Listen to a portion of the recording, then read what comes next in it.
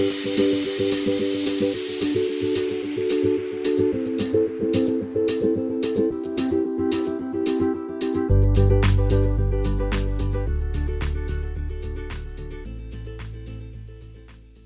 what's going on, Dave? What's going on? What's going on? Dr. Joe, how the heck are you today, sir? I'm doing really, really good.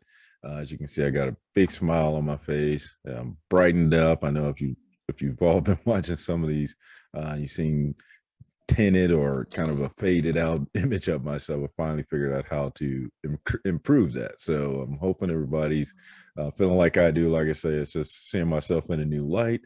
So I feel really good. So how are you doing today, Dr. Dave? I'm doing most excellent, sir. Thank you. Yes, to Joe's point, we've worked out some of the coloring issues. We're coloring in the lines instead of outside the lines. We're not as transparent or translucent or zombie tinted as we normally are. So got a little bit more of that natural color flowing through us. Yeah, so doing great. Okay, well, very cool. So we want to thank you all again for coming back to the Journeys of Not So Ordinary People podcast. We have enjoyed doing this, and we hope to continue to do this. So we just want to jump right into our topic. And today's topic, we've been asked, both of us, several times over the years about how to write a book. A book, you say? So, in our intros, we both probably mentioned, I think I published number 5, and I think Dave is up to number 5. And that's just really funny or kind of hard, hard to say, because think back, 7 years ago, I had never even considered writing a book. And so now to say that I've published 5 books, and I actually co-authored a 6th book. So it's just amazing to me to even say that about myself, that I'm a published author. And it just goes to show, again, our journeys have taken different paths. As you can see, our new logo back there, that's kind of what that logo kind of implies, that our journeys are different. We go different directions, and it's typically not a straight line. And so, like I've been saying on this podcast and before, I'm just excited about what's next. So back to the topic, and it's writing a book. So like I said, 7 years ago, I would have never imagined, even considering writing a book. Didn't know where to start, how to do it. And it was funny because I met a young gentleman while I was still in the military, and we were just talking about it. I had recently finished my doctorate degree, and he really thought there was a way for me to get my knowledge and experience out there. And like I say, I did that by speaking to people and things like that, but I had never really thought about authoring a book. And he had mentioned to me that he had already published like 2 or 3 books. And I was like, wow, that's pretty impressive. And so he showed me how he did it. He self-published through Amazon, and he showed me his books, showed me the reviews he had. And I thought to myself, wow, that's pretty impressive. And from that moment forward, that started my idea for even considering writing a book. And just like probably people are asking this question themselves, well, what do you do from there? And that's the same question I asked him. And I said, hey, so how do I start this? He said, well, kind of get an idea of what your topic you're going to write about, things like that. So I did. And then what helped me, and I also tell people this, as I started a journal, like a daily journal, or whenever I kind of got in the mindset of just getting thoughts down. And that's what I did. I just started, Word document, on your computer, and even writing still hand notes. I just started jotting down everything that was in my head that I could think of. And I just started putting it down to paper. And for me, that worked out best, because the more I could get out of my head, the more stuff I came up with. And so, like I said, I already had kind of a topic in mind. And so as I was just writing all this stuff down, putting it on paper, I started to see how all this would tie together. And so that's how I really did my first book. It really started with me journaling with a topic in mind. And then from there, I started to piece it together to see how things would work. And then that's how I got to the point where I published my first book. And my first book was a short book. It was really straight to the point. And I'll to be honest with you, I am not one of these, fictional, fabulous writers and all that. I am, more to the point, like I speak. I don't, me and Dave were just talking about this. I don't sugarcoat much. So for me, even having that elaborate thought process or mind that can put together these works of art that, the people are going to fall asleep with and, tear up and things like that, you're probably not going to get that from me. You're probably going to get more straight to the point. That's how I was in the military. That's how I've kind of done things. It's just, I'm going to tell you what you need to know. And so that's how I started with writing a book. And like I said, now I'm up to number 5, and I'm still trying to figure out what my next book is going to be. And I just kind of gave a high level on writing a book just to, get us started. And I'll just let Dave jump in and kind of throw in, his thoughts on how he started with his first book. So I'll Yeah. let you go ahead and jump in there, Dave. Yeah. Thanks, Joe. So yeah, similar to Joe, several years ago, I started getting an idea. Hey, I want to write a book. I got stuff in my head. How do I get it onto paper to where it makes sense? And I guess really the first book I wrote was my dissertation and for my doctoral degree. And that was actually, I think it was 220 pages in text. And Well, so I was about 222, so we're pretty close. Wow. yeah. So yeah, and so that was really, I guess, technically my first book that I wrote. And it was definitely an exercise in learning. But since then, I have written 4 other books. I've got 2 college textbooks. I've got 2 self-published books. Working on my 3rd self-published book, so that would give me 5. To Joe's point, so yeah, it's really just figuring out what you want to write about. And some suggestions I have are, don't worry about the title in the beginning. That's going to change probably 50 times. Yep. Including spelling errors and punctuation. Right. Figure out what writing style is going to be acceptable for the way you want to publish. There are different writing styles out there. Some of the common ones are MLA. APA is probably one of the more popular publication styles. It's required for many journals. Many publishers require APA. Another style is called Chicago style. That's more typically, not all the time, but that's typically more towards your medical and law journals or geared towards that type of material. So you typically can't go wrong with APA because it's very broadly accepted. So that's something to keep in mind. And that's just a formatting. That's your spacing, how you do your footnotes or your citations and that sort of thing. So don't stress about that too much. The big thing is getting your ideas on paper. And to Joe's point, I can't tell you how many sticky notes I had all over my monitor and desk, and notes jotted down on paper and Word documents and Excel documents. I had all kinds of stuff. So really the best way, once you start getting these little stacks of notes and ideas down, is, to Joe's point, put them in a Word document. And the simplest way to do that is start an outline. What are your high level topics, and you're going to have an introduction, you're going to have your body of your text, you're going to have your conclusion. Well, that's fine, but how do you break it down from there? Well, what do you want to talk about in your introduction? Then you create your major topics. What do you want to talk about in the body of your text, the bulk of your book, if you will? And that'll be your things, topic 1, topic 2, topic 3, topic 4, topic 25, whatever. And then again, breaking those down into the subtopics. What do you want to talk about then? And do those subtopics have topics? Or maybe you just want to go 2 layers and then you start putting in, what are your key sentences?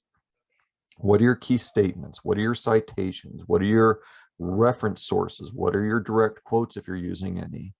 I guess if you're writing a fiction work, You probably won't have citations and references per se, like in a nonfiction work, but you want to get those ideas down. Or maybe if you're doing a fiction work, what are those key elements that you want to talk about for that character or that scene, and then you have what I refer to as the filler. What are the pieces that are joining those statements?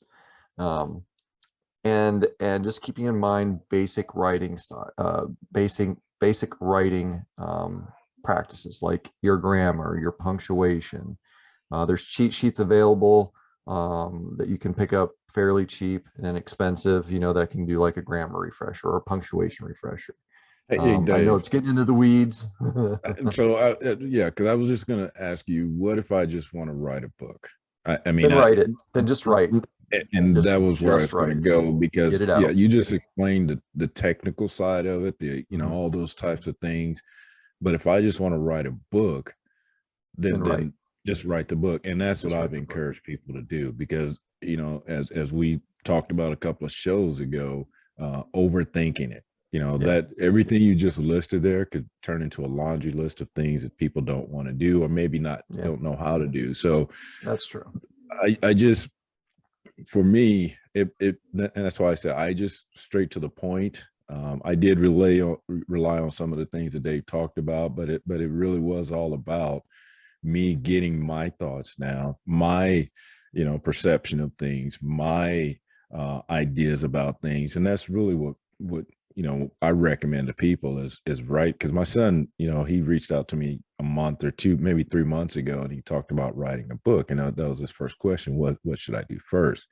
And that was my suggestion: just write these things down, start your journal, but most importantly, when you write the book, write it in your not your you know your thoughts, your approach.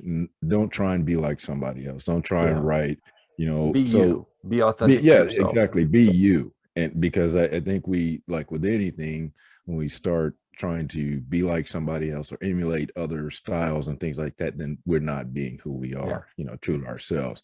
So that's my biggest encouragement. I mean, you do need to take a look at grammar, maybe have somebody look at it, Yeah. before you just push the button and say publish it. But yeah, you And that's do something want to. I always encourage, like, and I'm going to interject for a moment.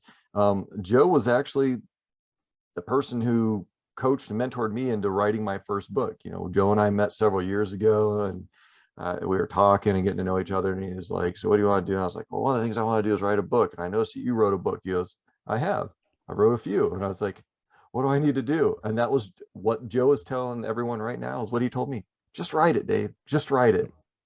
And when I wrote it, then it's like, find someone to take a look at it. To Joe's point again, it doesn't have to be a professional editor. It can just be a trusted peer or colleague or someone in your support network that's going to provide constructive feedback. Honest and feedback. and yeah, and just own the feedback. I mean, if there's errors or things don't make sense or the order of things is disconnected, listen to the feedback, because that's essentially kind of like a temperature check for your audience or your readers. Right. and Right. and that feedback is great. And I had Joe look at my book, and he's like, he provided some critical feedback, and not all of it I wanted to hear, I have to say, but it was Yeah. necessary in order for me to get the book out there. Otherwise, it would have been I'll be honest, folks, it would have been a jumbled mess, because Right. up here is kind of a rat's nest sometimes. But But I think it yeah, I think it's important. You said, you take a look at what the feedback people give you, and I've had people give me feedback, and they'll say, "Well, I suggest you do this," and I have to go back to them and say, "Well, this was my intent to do yeah, this. Maybe change the grammar a little bit, but this was my intent, the yeah, direction I want the book to go." So it's okay to discount some of that, like Dave said. yes, Maybe every you don't time I have told to him. incorporate every piece of Exactly, feedback. because you still want to remain who you are in Yeah. your writing. So yeah, but it is definitely helpful and recommended to get that feedback, because like Hmm. he said, these could be your potential readers or people that may want to pick up your book. So you can't just, like I said, you can't just write all this stuff down and just publish it, because that's probably a huge mistake. But get some trusted feedback from those people that you really believe will give you the honest feedback. And then, like I Mhm. say, as long as it doesn't take away from what the intent is, who you are, or what you're trying to portray, then it's probably okay. But Mhm. that's, to me, that was the biggest thing with writing. It's just write it in your own voice, write it the Mhm. way that you speak. Or if you want to write this elaborate, fiction or fairy tale, that's fine too. Yeah, absolutely. But as long as, like I say, and like Dave said, as long as it doesn't change, the intent behind the writing and things like Mhm. that, then it is highly recommended that you get some type of feedback, Mhm. just so that your first reader's like, oh man, this is crap. Why did I buy Yeah. this? So, and even if they do, as long as you can walk away saying, yeah, this was my work, I still feel confident about or happy about it, then that's all that matters at the Yeah. end of the day. So, but biggest part of this is just like with anything, just get started. Just Yeah. start writing things down. Just start kind of organizing things. What Dave said, with an outline, that definitely helps to Yeah. organize, because that's what I had a hot mess of topics and Mhm. things, and that I was all over the place. I'd be talking about one thing and then move to something else. So having an outline, you can start to tuck those ideas underneath those different And it helps topics to that you keep you outline. organized as well. Yeah, that's the biggest part, because that's what I was all over the place. Like he said, I had notebooks that I had written in. I still do that to this day. I've got 3 or 4 notebooks. I have to go through them. What did I write? I wrote it again. And then on computer, I got the Word documents where I take notes. And so eventually you have to compile all that stuff and get it together. And that's how I actually started my second book, because I had put so much information down for the first book, and then I already had a template for the next book. So Mhm. yeah, so those ideas typically won't get wasted, but they may not be applied or applicable to that first book or that one Right. book you're writing. So just don't disregard them or discard them, because you might need them down the road. So Another piece of advice that we can offer is, and this is kind of a subject that gets students into trouble, is plagiarism. oh So, yeah. so if please write your books, but if you're doing a nonfiction work, make sure that you do your in-text citations and your reference sources at your end of your book. You do not want to get in trouble for plagiarism. And there's plenty of information about that on the internet. Do a little research, type it in, Google it, and you'll find it'll probably scare you how much information there is out there about plagiarism. Just don't do it. It's Right. give credit where credit's due. There's ways to do it. If it's a nonfiction work, maybe it's fantasy or sci-fi, just be careful about when you're writing it that you're not for instance, using a superhero by name in your book unless you have permission to use that particular character. There are copyright protections out there and trademarks, so just be aware of that. The other thing I wanted to bring up was, I've been asked, how long does it take to write a book? Well, that's another interesting piece of the question. um, Personally, I've written a book in as short as, I think, 3.5 to 4 months, start to finish, from the time I started putting everything on a Word document to the time it was published. The longest time is 5 years, 6 years, something like that. So it just depends on how many collaborators you have. Um, that particular book that I'm referring to that took 6 years, there were 21 contributing authors, and it Wow. was a college textbook. We had international authors. I think it was from, well, I can't remember exactly how many countries, but several different countries. So that one took some time. Um, the other ones, it just depends. So how long does it take you to write a book? How much time do you have to give to it? Right. How much detail are you going to put in? How often are you going to put 5 minutes aside a day, or are you going to put 5 hours aside a day? It's there's lots of variables. Joe, how long does it take for you to write your books? So like you said, the first book, I think that was probably the longest, and before I even wrote the book, I had already journaled a lot of things in my past. So to be honest, it was probably more like 2 years, just because I hadn't thought about the book. Or things about the book or writing a book. I was journaling for other reasons, just writing down notes and things like that. So I'm going to, include that time in as well. When I Hmm. first said, hey, until that point where, I was recommended to write the book, I had already really been doing it, but not intent was for to write a book. So about the first book, it took about 2 years, but the second, third book, second book probably took about 6 months.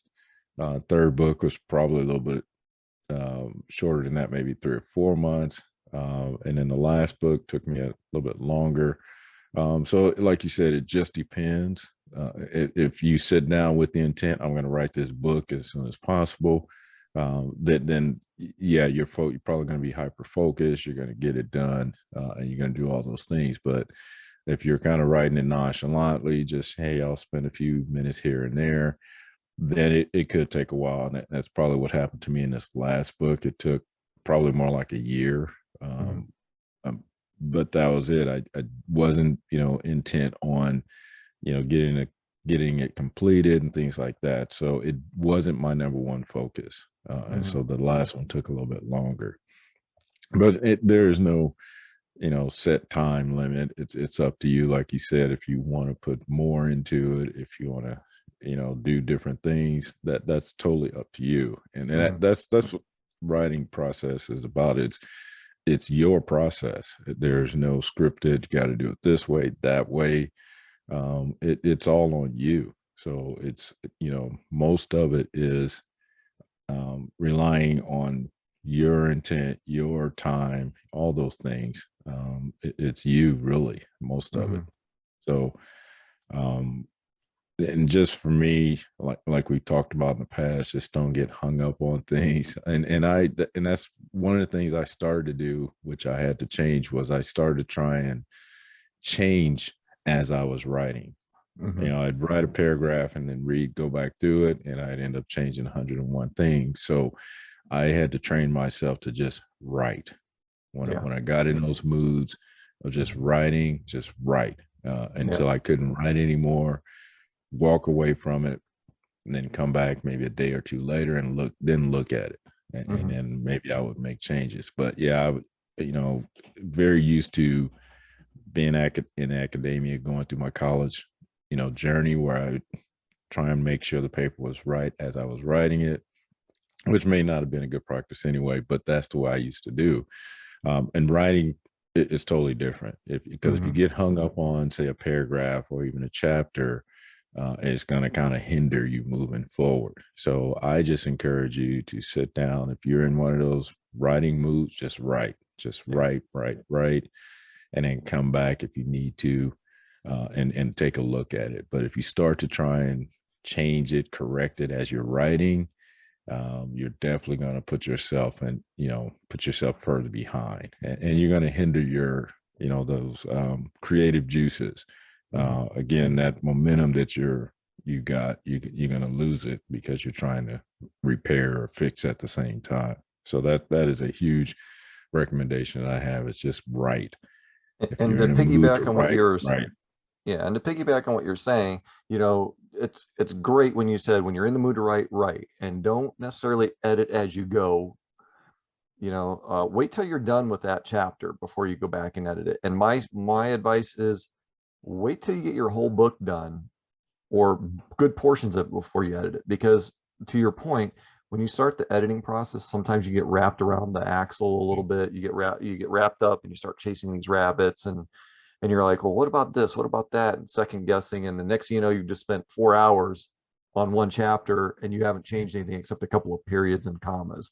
So, you know, get everything down on paper first. And where I was going with this is you don't have to go start to finish. Yeah. There's what's called the front matter. That's like your introduction, your copyright information, your dedications, and then there's the back matter, which is um, your citations or appendix or whatever about the author. and then there's their chapter. So you can bounce around throughout that. There's nothing that says Yeah. you have to start here and a straight line down. I'll be 100% honest. None of my books, none of my college papers have been start to finish. It's been bouncing around. I get my outline, and that to me is where the outline comes in handy. That's kind of like my guidepost, my map.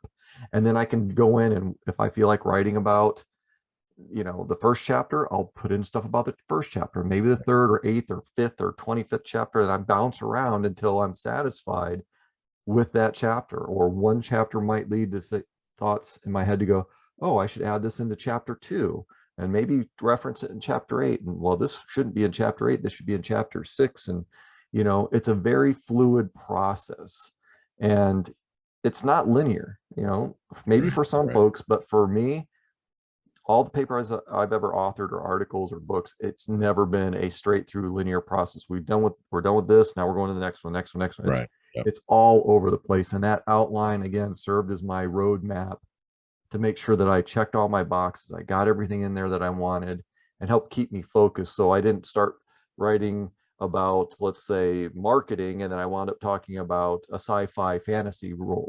It's like, well, what's my real focus here? No, and that's a very good point. And I talked about just writing, and that was really what I was referring to. Whenever you get in the mood to write, is just write and then figure out where it goes or how it applies later. But you're absolutely correct. And yeah, for me too, same thing. I did not just follow the outline. I just jumped in there when those thoughts came to mind, and I just wrote them down, jotted them down, and continued down that path. So anything else, Dave, before I know we've been on this topic for a while. Joe, again, you and I could talk about this stuff for hours and hours, but for the sake of our listeners, I think I'm good today. Okay. So any other final words of or recommendations in writing? Write passionately, write with enthusiasm, and write with purpose, and you'll be fine. Yep. Yeah, I concur. And again, the process is yours. I mean, there's some guidelines that you should think about or consider, but the idea is whatever work you're putting out there, it's yours. And so just hopefully you'll keep that intent in mind, and you'll, like I say, you'll follow some of those guidelines, but at the end of the day, when you publish that work, it's yours. So, it's your voice, it's your ideas. So, and seeking, feedback from people and things like that. But like I say, at the end of the day, once it's said and done, you want to make sure it's the work that you're going to be proud of. So with that, we'll go ahead and end this particular podcast, this episode. So we want to thank you all for coming along this journey with us. And if you ever want us to talk about any topics out there, please feel free to, jot something down in the comments or reach out to us. Because again, this is all of our journey. Me and Dave talk about our journey for the most part, but we want to help you or assist you with your journey. So if there's anything you want us to talk about or learn more about, feel free to reach out to us. So with that, you continue being your not so ordinary you. Until next time.